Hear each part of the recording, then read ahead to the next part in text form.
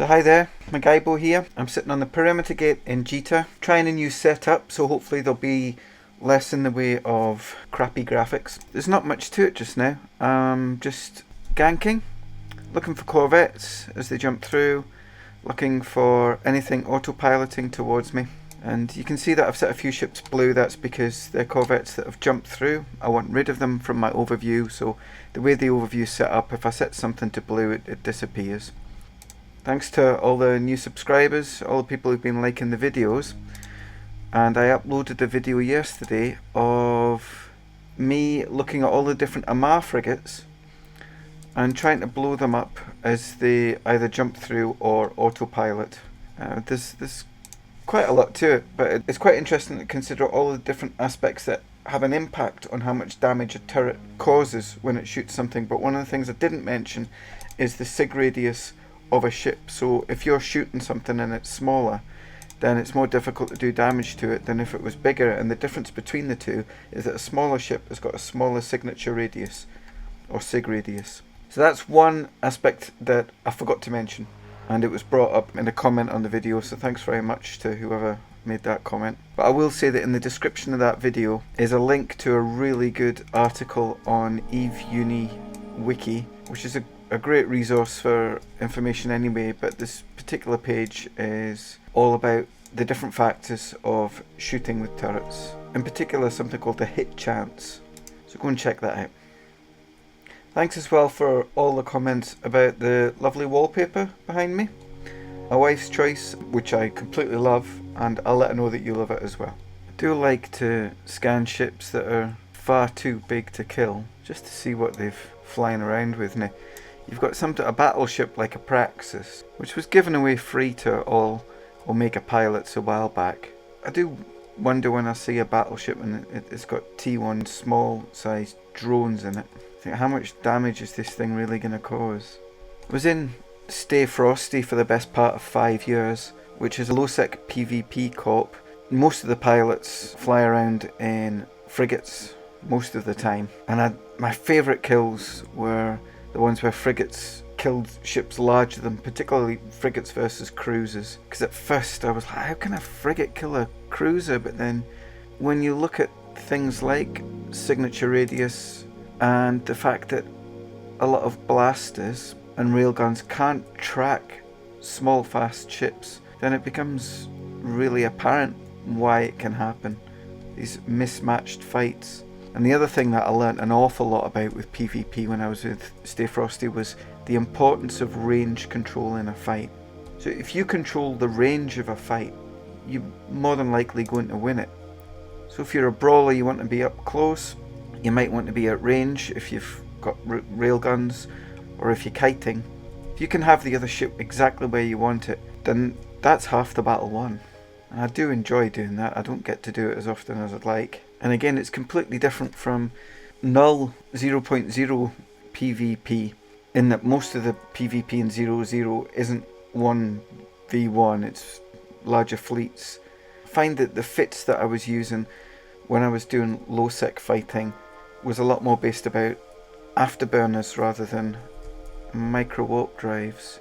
You don't have to worry about getting out of bubbled gates or anything like that. And I've done the null-sec thing many years ago. It was the first thing that I did really, start off down in Syndicate with an alliance called Bruce, and we went up to Fountain one day and took an outpost up there. 1,000 active pilots in that alliance. I don't know if that was a lot of fun actually. I was in a great co-op called Callista Industries, and the people there were great, but the alliance as a whole, it was like you were playing someone else's game for them. I don't really want to be coming online and playing and doing exactly what somebody else tells me. That's what I liked about Stay Frosty. It wasn't like that at all. You just did what you wanted. It wasn't like that at all. You did what you wanted. There was a couple of rules, but the rules were just about honour. So the absolute sacrosanct rules that couldn't be broken were things like, if you have a challenge, a duel, you have to honour that. You say good fight in local after you've finished a fight, win or lose. You keep your word. Basically, you just don't act like an idiot. And it's a very relaxed corp, I would imagine that it's probably got an older average age of pilot than a lot of the other corps. But there's zero tax, there are no rules. It's a pirate PvP corp, meaning that most of the pilots have got a security status of -9 to -10 because they're aggressing in low sec, which means that their fights get them a hit on the security status. And there's a whole range of pilots. There's some that are got like 9-10,000 kills, and there's some that have just started out. And I think we learn very fast in Stay Frosty pilots that will stick around and become one of us, or pilots that are maybe on a different wavelength. And I do talk like I'm still in Stay Frosty because I still feel like that, and I believe that the people in Stay Frosty still feel like that. We're all still part of the same alliance. We're all in a band apart, and I'm just seen as the high sec pirate part of Stay Frosty. That's in an Astero, but an Astero, there's a couple of things put me off shooting this. One is an Astero requires 2 ships to kill it, 2 thrashes, and if that doesn't drop, then I'm left with 3 million if I'm lucky. And also, look at the price difference between what people are trying to buying it for here and what people are selling it for here. So if you look at the price history, there's hardly anybody buying it. That would not be a good thing to try and kill. Stay Frosty are, like I say, don't tax you. They do provide you with content to a point, in that there's usually 1 or 2 roams a week, and they will have a kind of doctrine, but sometimes it's just bring whatever you like, with like a couple of logistics, but bring what you want. And the rest of the time there's a big emphasis on make your own content. Always be in an active fleet when you log on, and beginners learn that fast, because if you're part of a corp, we've all seen it when a new person comes in to a corp or a new player joins, and they panic when they get attacked and they just type in corp chat help. Think, well, we would help you, but you need to provide intel. You need to say where, what's attacking you. And if you're in a fleet, it's a lot easier because you can just walk straight to that person or warp at range. So there's impromptu fleets and roams as well. But they're in a system called Uleta, and that's got a good mix of other low-sec PvP corps around and about them, faction warfare corps and individuals, missioners, miners, and a high-sec gate as well. So if any of that appeals to you, I would strongly recommend that you apply for Stay Frosty. They also provide content for other people as well. There's the FFA, which is the FFFA, which is the Frigate Free-for-All. Riksjavix, the founder of Stay Frosty, organises and has organised for years now. And what we do there is, I'm saying we again, what Stay Frosty do there is give away literally thousands and thousands of fit frigates. And the idea is you fly in them and you fight. You fight each other. You fight special ships that people might undock just for the day. And it holds the record for the amount of kills in a low-sec system in one day, the last FFFA. And there's going to be another one coming up in March. I'm going to be there. And there's tons of prizes throughout the day. Rix is giving away all sorts of things. And I'm going to be joining in with that as well. But all you got to do is turn up in the system. Not sure which station the ships are going to be given out from, but you dock at the station. You open up a trade window, well, they'll tell you in local, and then you'll get given frigates. You undock, and you fight, and it's all paid for. It's a lot of fun, and it goes on for hours, so it'll capture all time zones. To get an idea of the kind of fights that Stay Frosty get involved in, you should check out their kill board. I'll put a link in the description. And another thing that A Band Apart, which is Stay Frosty's alliance, has announced recently is that they are looking into inviting other corporations to be part of the alliance. So I'll put a link to Riksjavix's Evoganda blog, where he provides a lot of information about that. With regards to high-sec piracy, there isn't really anyone else in A Band Apart that does this. We've got industrialists, we've got pirates, low-sec pirates, we've got pilots who are doing a damn good job of solo PvP in nullsec as well. I like dark on channeling, but I'm the high-sec black sheep of the family.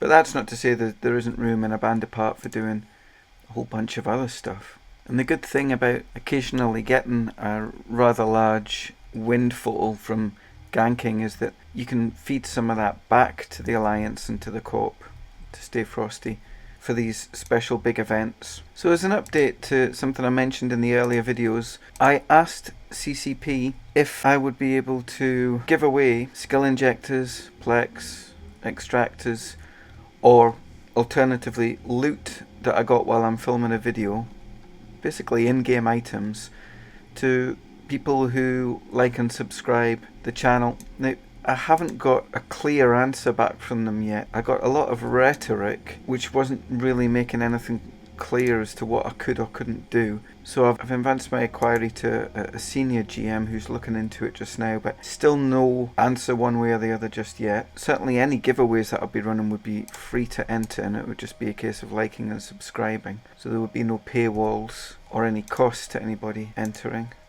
I mentioned this time and time again, but this is a good example of a scan where you've got to be looking at the bottom and not the top here. Your eye does get drawn to the item up here, but by the time you've scanned all of them, it could be away. If you'd looked at the bottom, you'd know straight away 80,000 disc, it's not worth anything. You just move on to the next one. But it requires discipline, and I struggle with that.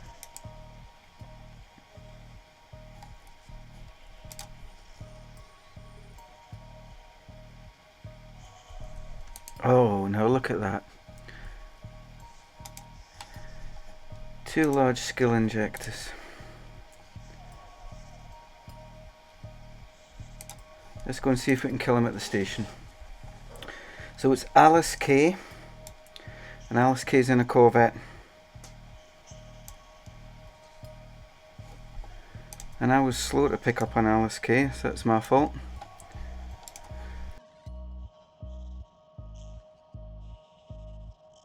But look, Alice K is there. She's landed just in the right spot. She's going to be safe.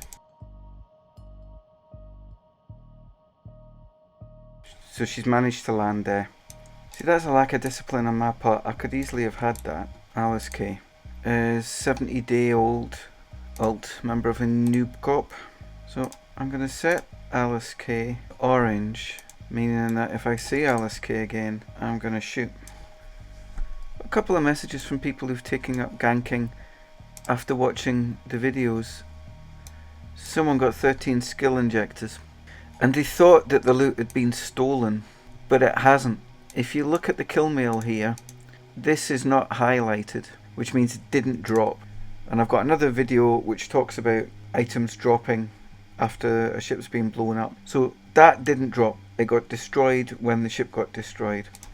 So here's an example of a kill mail that shows things that did drop and things that didn't drop. So if I bring it all the way down here, you'll see that some of it's grey and some of it's green. So this large skill injector did drop, but this blueprints here didn't drop. In that first kill mail I showed you there, nothing got stolen, it just got destroyed, it didn't drop. But congratulations on getting the kill anyway, and I bet your heart was beating fast when that happened. There's a television programme in the UK called Gone Fishing with 2 comedians called Paul Whitehouse and Bob Mortimer, and it literally just follows them fishing as they go around different rivers in the UK. And they're 2 guys that are 60 or thereabouts, enjoying each other's company, sometimes getting on each other's nerves. One of them's more accomplished fisherman than the other, but it's hilarious, it's laid back, it's relaxing to watch, and it's actually very little of it is about the actual fishing. But in watching them do this, where they could get there at the crack of dawn and then leave as the sun's setting, and maybe only catch 1 fish all day, I can draw a direct comparison between fishing and ganking on a gate like this. And it isn't all just about the kill. It's quite a relaxing thing to do.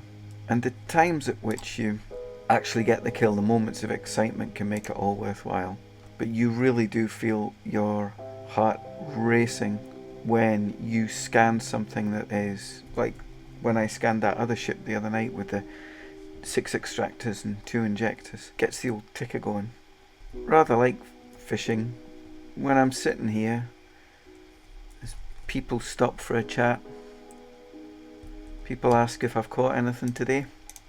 Other people talk about things that they've caught. It was this big.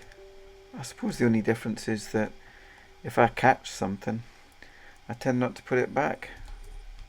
It does feel quite addictive though. I spoke to my co-op mates about this a few years ago, and they said that if you do get one big kill, that could be you, because you could be sitting waiting for it to happen again and it never happens again. And I've found that it does. It really does. You've just got to be patient and it will happen. But I think you've got to be careful. And this probably goes for Eve as a whole. Is to not be spending too much time on the game. It can be an all-consuming game. There is so much to it. I was chatting to someone earlier who's about 30 or 40 days into the game, and they're just amazed at how much there is to it. But I'm 2 months off been playing the game for 15 years, and there's still so much in it for me as well. But I think you've got to not get too drawn in, be able to step away. Certainly when I first started playing, and I was playing it quite a lot, I said to some of my then co-op mates, do you guys ever have panic where you're going off to sleep, drifting off, and then you think, oh my god, I'm undocked? The Eve sweat streams. Every single one of them to a man said yes, we're familiar with that, we've been there. One of my favourite things about A Band Apart and Stay Frosty is that the relaxed attitude towards everything. I've been in co-ops that require you to be on comms all the time, and that's just not how I want to play. Quite often want to be playing Eve when the TV's on, watching a film. And if you can be disciplined enough to use comms, written comms, fleet chat, then that's more than enough. Certainly because Stay Frosty and ABA, we don't do big blobs going into nullsec or, fleets of 100 or 200 battleships. It just doesn't happen. It's more like ninja fleets. And don't get me wrong, there's a Discord, and when we're doing a proper fleet, we'll be on there. There'll be disciplined combat comms. It's a good place to learn your craft, but it's also a good place to stick about once you've learned it and put yourself up against some really good pilots. There are good frigate pilots that you can compare yourselves to or talk to and discuss tactics with. But I just want to mention one pilot called Daniel Alpina, who's just got his 400th kill mark on a Stratios. Now, in case you don't know what a kill mark is, if you get a kill on a ship, the final blow, so you get the kill mail, then your ship will, if you've got the right graphics settings, show a little mark on it, and you'll get an additional mark for every kill that you get. I don't see them on Thrashers that much, because obviously if I kill something I'm getting killed straight away. So that's what a kill mark is, and Daniel's managed to get 400 of them on a Stratios. Now that is, I don't care who you are, that's or what co-op you're part of, that's a remarkable feat. So well done, Daniel. Maybe I get stir crazy sitting here, but I begin to see faces in the background here. This looks a bit like Shaggy out of Scooby-Doo. You see the eyes, and then the nose, and then a kind of a grimace, and the chin, and then the hair. Do you know what? Maybe I need to take a break. I think when you're ganking, there's usually at least once a day that you see a ship that's got a high value item on it. Whether that be something that you can gank or something that you miss. But this part of me is like, if I've seen it already, that Corvette that went past, is that the one for the day? Is that me? Am I just going to be scanning empty ships for the rest of today? But it's very rarely that you don't see something at least once. Now, one thing I will say about ganking on the station, and by the station I mean 4-4 in Jita, is don't do it. And the reason I say that is because of the bots that are there. And I've mentioned these before. It's scripted pilots. It's not a person that's controlling them. Someone's using a program, scripts to control the client to get the loot before any human can. And if you're ganking on the station, they're going to get to the loot before you, particularly if you're a beginner. And all you're doing by ganking on the station is feeding the bots. Don't feed the bots. If you feed the bots, they're going to keep doing it, and that makes life difficult for everybody else. If you're starting out, I know that Jita seems like a really sexy place to do ganking, but for reasons that I've said in lots of other videos, it really isn't the best place to start. There are far more loot thieves, more anti-gankers, other gankers as well in Jita, and they're all going to be experts in what they do, or certainly doing it for a lot longer than you've been if you're just a beginner. Learn your art, learn your craft, but don't do it in Jita. It really isn't the best place. By all means, if you want to, come here and do it, but it's the most difficult place to start. You're not doing yourself any favours. A band apart also take part in the CCP's Alliance tournament, which is I think an annual event where each alliance has an opportunity to fight against a bunch of others to determine who's the best. The best what? I'm not sure. The best at alliance tournament fighting, I suppose. It doesn't really extend beyond that. That's something that historically ABA have been really keen to be involved in. Certainly something that Reykjavik really enjoys doing. Spends a lot of time doing it, planning things, looking for volunteers. And it's great. It's just another thing you can do in EVE, another way to develop your skills. I mentioned about the addictive nature of EVE Online, and gankers are not exempt from that. So when you're gonna pack it in or you're thinking of logging off, you make deals with yourself to say, well, I'll log off after I've scanned one more ship. No, I mean, I'll log off after I've scanned one more Corvette. But do you know what? I'll log off after I've scanned one more ship that's got something in it. Yeah, don't do that. Just decide that that's that, and then just turn it off. What I'd like to do in a future video is spend the entire time trying to shoot one particular kind of frigate. So if you'd like to nominate what kind of frigate you'd like me to hit and tell me why, then I will spend the entire video just killing that type of ship.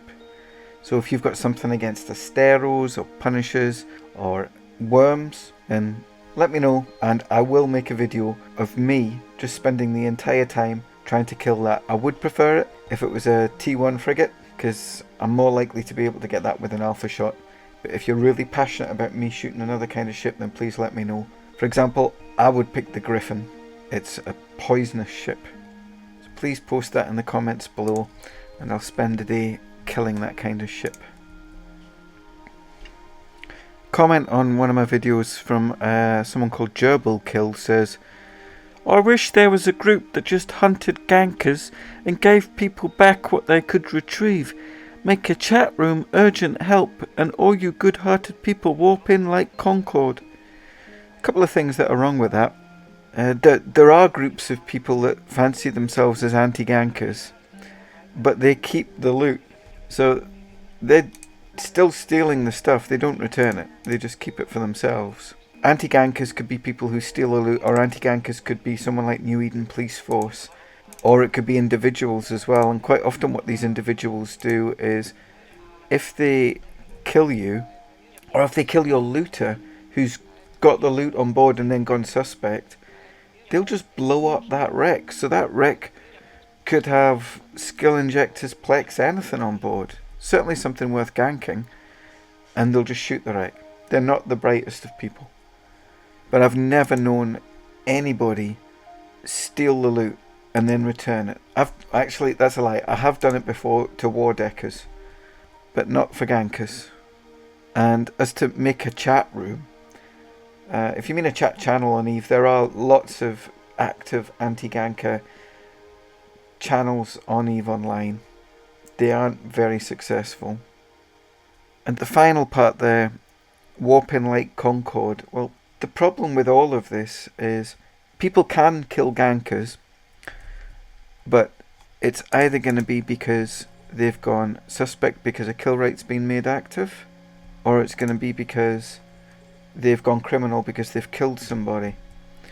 And if they've gone criminal, then all you can really do is piggyback on the back of a Concord kill mail.